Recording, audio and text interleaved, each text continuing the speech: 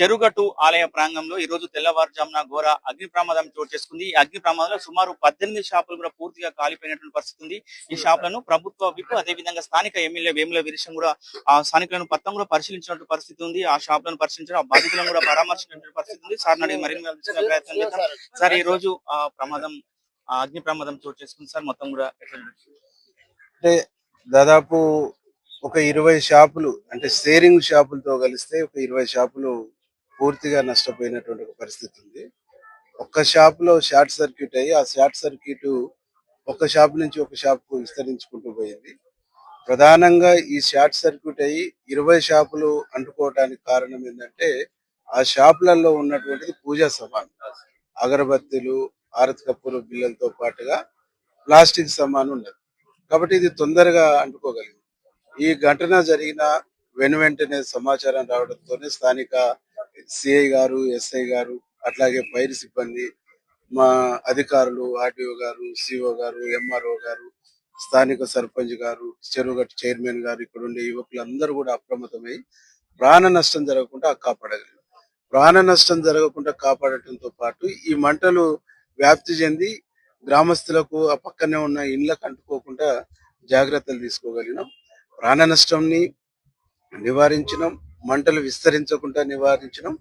కానీ అలా ఆ షాపుల యజమానులకు సంబంధించినటువంటి ఆ వస్తువుల్ని మాత్రం మేము కాపాడలేకపోయినాం. ఆ వస్తువులు ఒక్కొక్క షాపులో ఎంత నష్టమైంది, ఎంత మేరకు నష్టమైంది, ఆ నష్టాన్ని ప్రభుత్వం వైపు నుంచి, అధికారుల వైపు నుంచి అంచనా వేసి ప్రభుత్వానికి నివేదించి తదుపరి వాళ్ళను ఆదుకునేటువంటి ఒక చర్యలు చేపడతాం. ఎట్లాంటి భరోసా ఇస్తున్నారు సార్? ముఖ్యంగా కూడా బాధితులు కన్నీరు మున్నీరుగా వెలిపిస్తున్న పరిస్థితి కనపడుతుంది. ఒక కొంత పెళ్లిళ్లకు డబ్బులు పెట్టుకున్నాం, బంగారం పెట్టుకున్నాం, పోయినాయి అని కూడా చెప్తున్న పరిస్థితి. అంటే ఆ ఇన్సిడెంట్ అనేది ఒక దురదృష్టకరం. ఇన్సిడెంట్స్ జరిగిన వెంటనే యావత్ జిల్లా యంత్రాంగం, పోలీస్ యంత్రాంగం, ఫైర్ సిబ్బంది, గ్రామంలో ఉండేటువంటి ప్రజాప్రతినిధులు, యువకులు, నాయకులు అందరూ సర్వశక్తులు నొడ్డేసి మంటలను ఆర్పారు. అంటే మంటల్ని ఆర్పటం, వాళ్ళని కాపాడటమే ఏకైక లక్ష్యంగా ఇప్పుడు పెట్టుకున్నాం. ఇప్పటి వరకు అది కంప్లీట్ అయిపోయింది. తాత్కాలికంగా వాళ్ళకు పాపం బట్టలు కాలిపోయినాయి, అవి కాలిపోయినాయి, వాళ్ళకు కొద్దిగా గొప్ప నేను వ్యక్తిగతంగా సాయం చేశాను. ప్రభుత్వం వైపు నుంచి ఒక నివేదిక తయారు చేసి అన్ని రకాల చర్యలు తీసుకోవడానికి అధికారులు వచ్చారు. అధికారులు వారి ప్రయత్నాన్ని వాళ్ళు చేస్తాం. ఇప్పటికే ఈ ఇన్సిడెంట్ గౌరవ ముఖ్యమంత్రి గారి దృష్టికి, గౌరవ మంత్రి వారి దృష్టికి, గౌరవ ఎంపీ గారి దృష్టికి తీసుకెళ్ళాం. వాళ్ళు కూడా తీవ్రమైనటువంటి ఆవేదనను, తీవ్రమైనటువంటి బాధను వ్యక్తం చేశారు. వీళ్ళని ఆదుకుందామనేటువంటిది, వాళ్ళకు భరోసా ఇవ్వమని చెప్పేసి నన్ను, అధికారులందరినీ ఇక్కడ పంపించడం జరిగింది. వాళ్ళని తప్పకుండా ప్రభుత్వం వైపు నుంచి ఆదుకునే ప్రయత్నం చేస్తాం. సార్ చివరిసారిగా గ్రామ పంచాయతీ కార్యాలయం కూడా పూర్తిగా కాలిపోయినటువంటి పరిస్థితి, అందులో ఉన్న ఫైల్స్ కి ఏమైనా డ్యామేజ్ జరిగిందా సార్? ఎట్లా ఫైల్స్ డ్యామేజ్ అయితే ఇంకొక సెట్ మండల పరిషత్తులు, అట్లాగే రెవెన్యూ అయితే ఎంఆర్ఓ, అట్లాగే పంచాయతీరాజ్ అయితే ఎంపీడీఓ, అట్లాగే ఆర్డీఓ, వివిధ చోట్ల ఫైళ్లు ఉంటాయి. ఆ ఫైళ్లు మేము మళ్ళీ పునరుద్ధరించుకుంటాం, సమీకరించుకోగలిగిన పెద్ద సమస్య కాదు.